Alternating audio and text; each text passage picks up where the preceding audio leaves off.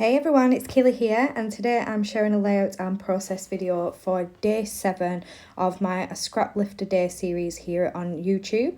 Now today's Scraplift is in the top right hand corner, and I've also added the link in the description below for you to check out as well. And it features a large photograph. Now this is something I have tried before in the past. Definitely something I need to try more often because I do love how it turned out in the end. But I do think I struggle a little bit because I'm so used to having a smaller photo. But it is a really good way if you haven't got much pattern paper but you've got lots of embellishments. It really is a good way to use up lots of embellishments on one page.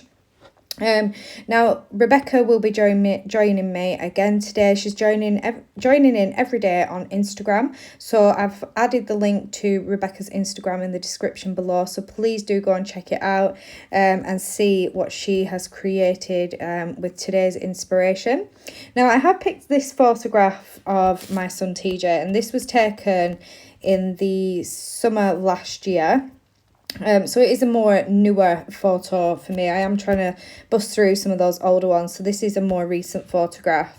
And it was one that I took. We'd gone to the park and he'd actually decided to come with me and his sister. And I got so many amazing photographs of him. And this is just one of them. And I decided to blow this one up quite large to see how it would turn out. And I really love it. I mean, I do wish that I'd kind of cropped it a little bit and got the car off the bottom.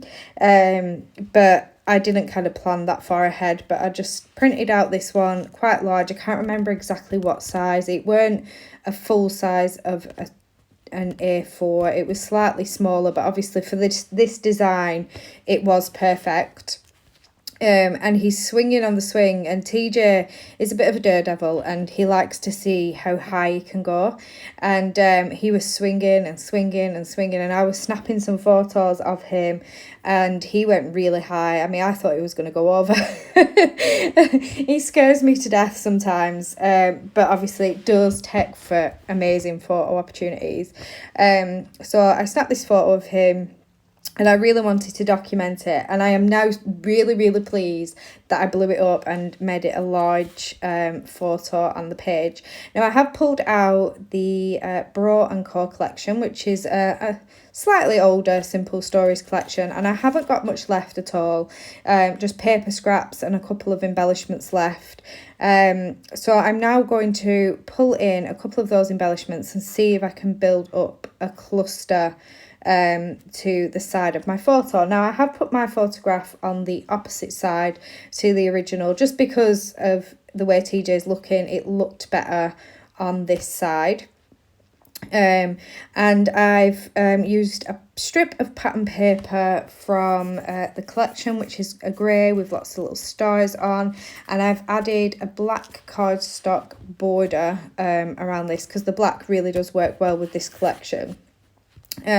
So I'm filtering through some of the die cuts. I've got some cut-offs of paper there with stars on that I plan to fussy cut out at some point.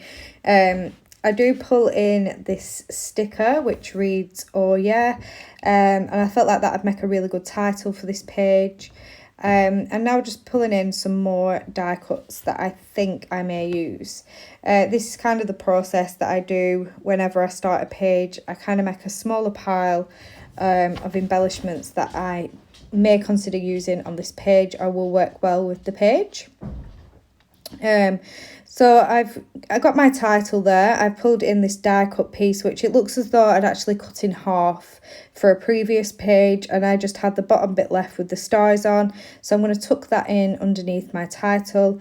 I've got the word yeet, which was definitely a big thing for the kids, that phrase. I'm not sure in mine say it so much now, but they definitely did over the past couple of years. That has definitely been a really big phrase, and I think it means that you're like throwing something. So I'm not really that down with the kids, but yeah, so I thought that would work quite well because he's flying through the air, so that phrase works well. I've tucked in a couple of tabs above my title, tucking in a skateboard behind my title as well, and just really trying to beef up this cluster it kind of looks a little bit like the original. Obviously, I'm using completely different embellishments.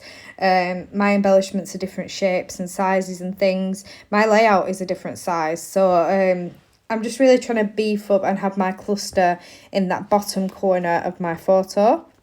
I pulled in a phrase sticker, a star sticker as well. I'm just having another look through some of the die cuts that are on my desk, and I find a label sticker which I'm going to use as well. I do bring in some of the foam stickers. I've got a couple of stars left on there, so I do bring in a couple of those and add those to my clusters as well, and I think that really starts helping everything come together on the page. By adding those on. Now, obviously, I haven't stuck anything down yet.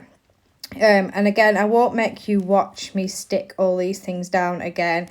I will bow off camera and stick everything down and come back for those final details shortly. But yeah, I'm really loving how this has come together, and I think it's got a real feel of TJ and his personality.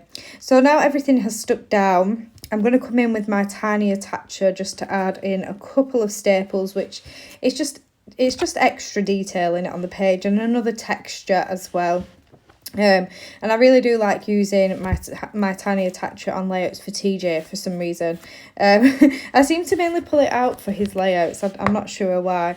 And then I do bring in some stars from Bramble Fox, and these are black ones that are from my stash, and I just scatter those around my clusters as well, and it just adds an extra pop of black on the page.